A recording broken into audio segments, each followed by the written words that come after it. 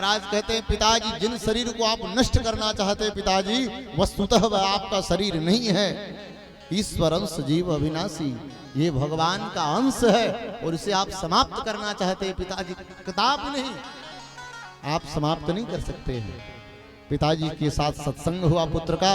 पिताजी चले गए जंगल में तप करने के लिए महाराज, और इधर धीरे धीरे धीरे धीरे समय बीता है। एक दिन इधर तो गोकर्ण जी चले गए 4 धाम तीर्थ यात्रा करने के लिए, लेकिन धुंधकारी क्या किया, एक दिन अपनी माँ को लगा मारने। बोला धन लेकर के आओ, जुआ खेलना है। माँ बोली सारा धन तो तू लुटा दिया, अब तो कुछ भी घर में नहीं रह गया, अब धन कहां से मैं ला करके दूं, बर्तन भी तूने बेच डाला है। अपने पुत्र से आहत माँ गई और गांव में एक कूप था, पूरे गांव के सामने धुंधली गई, कूप में कूद करके जान दे दी। 1000 वर्ष की डाइन बन गई महाराज। धुंधली के सामने पूरा गांव था, मरने जा रही है, बता के जा रही है मरने के लिए, मैं मरने जा रही हूं, लेकिन पूरे गांव में कोई बचाया नहीं उसे, मर गई। लेकिन महाराज आत्मदेव शर्मा मरने के लिए रात्रि में गए तो भगवान महात्मा बनकर के आ गए। दोबारा मरने के लिए गए तो उनका पुत्र ही संत के रूप में मिल गया और उपदेश दे करके जंगल में भेज दिया। कथा कहती है माई बाप, सज्जन बनिएगा, सज्जनता आपके जीवन में रहेगा, भगत बनिएगा तो आपका दुश्मन ही एक दिन आपका भगवान बन करके आपको बचा लेगा माई बाप। और अगर दुर्जन बनिएगा तो आपके घर के लोग ही आपको मार डालेंगे, हो समाप्त कर देंगे। रस जीवन से न निकालिए, रसो वैसा है। भगवान कहते रस ही मैं हूं। और जिस दिन भक्ति रूपी रस आपके जीवन से समाप्त हो जाएगा तो सूखी लकड़ी एक ही काम में आती है, चीर करके जला देने के काम में आती है। आपके जीवन से राम रूपी रस, कृष्ण रूपी रस समाप्त हो जाएगा तो आपको भी लोग पकड़ करके ले जा करके जला देंगे, समाप्त कर देंगे। माई बाप मर गई।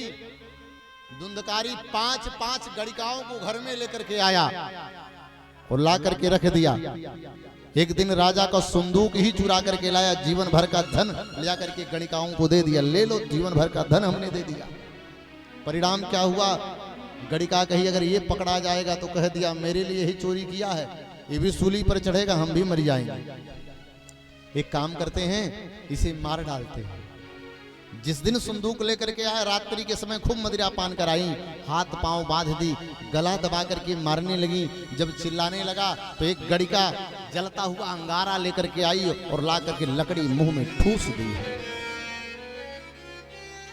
और ऐसा कर करके मार डाली। या निशा सर्वभूतानां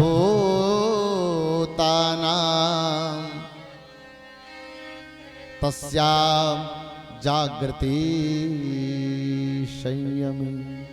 सारी दुनिया जिस समय सोती है ना, संयमी पुरुष उसी समय बैठ करके परमात्मा का चिंतन करते हैं। ठीक यही परिस्थिति किनका है, श्री गोकर्ण जी महाराज का। भाई मर गया, चिंतन कर रहे हैं और चिंतन करने में पता चला मेरा भाई मर गया। गया में जाकर के खूब पिंडदान किए हैं, अपने भाई के नाम से पिंडा दिए और इधर ये मर गया, 1000 जन्म का प्रेत बन गया महाराज। जब 4 धाम यात्रा करके संपन्न करके गोकर्ण जी महाराज जैसे ही आए हैं अपने घर में, मध्य रात्रि 12 बजे कभी कुत्ते का वेश बना करके, कभी सियार का वेश बना करके, कभी बिल्ली का वेश बना करके रो रहा है। गोकर्ण जी महाराज उठ गए, लेकिन बोलने में सामर्थ्य नहीं था, शक्ति नहीं थी। हाथ में जल लिए है गोकर्ण जी और जल लेकर के जल को अभिमंत्रित करके जैसे छिड़के हैं तो प्रेत के अंदर से बोलने का सामर्थ्य आया। क्या बोलता, अहम भ्राता त्वदीयोऽस्मि धुंधकारीति नामतः। क्या कहे भैया, मैं अपने स्वयं के दोष के कारण मैं आज प्रेत योनि में भैया जल रहा हूं। अहम भ्राता त्वदीयोऽस्मि धुंधकारीति नामतः स्वकीये नैव दोषेण ब्रह्मत्वम नासितम मया। भैया मैं प्रेत योनि में जल रहा हूं, अहम भ्राता तो देयोस्मि, मैं आपका भाई भ्राता हूं। धुंधकारी नामतः, मेरा नाम धुंधकारी है, मैं प्रेत योनि में। अरे गोकर्ण जी ने कहा भैया तुम प्रेत योनि में हो, तुम्हारा तो गया में पिंडदान मैंने कर दिया। अरे एक पिंडदान नहीं, सोने का पिंडा दे दीजिए, लेकिन प्रेत योनि में गया में वो सामर्थ्य नहीं है महाराज कि अगर प्रेत योनि में आप चले गए हो तो प्रेत योनि से मुक्त करने में सामर्थ्यवान हो, कदापि नहीं। पितरों को पिंडा मिलेगा। जैसे आप भूख से मर रहे हो तो आपके सामने भोजन दे दिया जाए तो चाहे भोजन कच्चा हो चाहे पक्का हो, जल्दी जल्दी खाने का प्रयास करोगे, खा करके क्षुधा भर ले। वही कार्य गया में पिंडदान होता है। मैं अपने पितरों को पिंडा देता हूँ, मैंने भोजन देने जाता हूँ, ये बताता हूँ अपने पितरों से हम आपको याद करके रखे हैं, क्योंकि जिसके घर के पितर प्रसन्न रहते हैं उसके घर ना ही कभी धन की कमी रहती है और ना ही कभी अन्न की कमी रहती है। उन पितरों के लिए माई बाप हम पिंडदान देते हैं। लेकिन ये तो प्रेत बना पड़ा है। अरे प्रेत योनि में मेरा भाई, केवल एक केवल बढ़िया काम हुआ था। क्या बोले? धुंधकारी महाराज गोकर्ण जैसे महात्मा का भाई था। कथा कहती है माई बाप आपके गांव में, आपके घर में, आपके नगर में अगर कोई एक भगत हो गया हो तो हजारों धुंधकारी को तारने में सामर्थ्यवान रहेगा, तारने में सामर्थ्यवान रहेगा। एक भी कोई गोकर्ण अगर हो। गोकर्ण जी ने कहा प्रातः काल होने दो भैया, मैं उपाय खोजता हूं। प्रातः काल हुआ, सूर्य नारायण भगवान से पूछे है। सूर्य नारायण भगवान ने कहा अत्रैव संत श्रोतारो मम निर्मलम, निर्मल श्रोता बन करके जाओ, श्रीमद् भागवता मुक्ति सप्ताह वाचनम कुरु।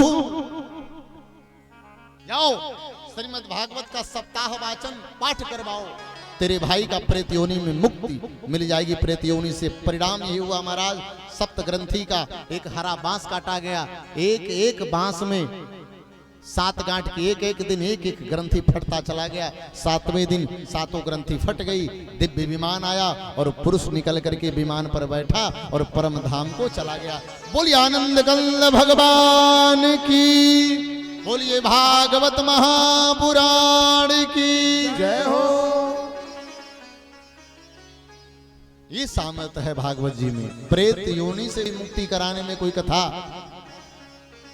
सामर्थ्यशाली है माई बाप, तो श्रीमद् भागवत महापुराण की कथा प्रेत योनियों को भी मुक्त करा देती है। हाँ बोलिए भागवत भगवान की जय हो। आइए प्रथम पुष्प भगवान के चरणों में यहीं पर समर्पित करते हैं और कल द्वितीय पुष्प की कामना करते हुए हम सभी लोग निर्धारित समय पर यहाँ पर उपस्थित होते हैं। 2 बजे से लेकर के रात सायं 5 बजे तक ये कथा गाई जाएगी। तो सबसे निवेदन है आप अपने समय पर यहाँ पर उपस्थित हो जाएं, क्योंकि शाम के समय आप लोग भी घर में जाएंगे, दीपक जलाएंगे। दोपहर में खा के आइए, यहाँ पे खूब भजन कीर्तन करिए, उसके बाद फिर घर जाके फिर खाइए और खा के फिर सो जाइए। सुंदर व्यवस्था है, नवरात्रि का समय है और नवरात्रि के पावन अवसर पर इतना सुंदर आयोजन भागवत कथा का हुआ है। आप सभी ग्रामवासियों क्षेत्रवासियों के सहयोग से इस माँ के पावन प्रांगण में ऐसा अद्भुत व्यवस्था हुआ है। आप सबके सहयोग से आदरणीय तिवारी जी, आदरणीय हमारे वो भैया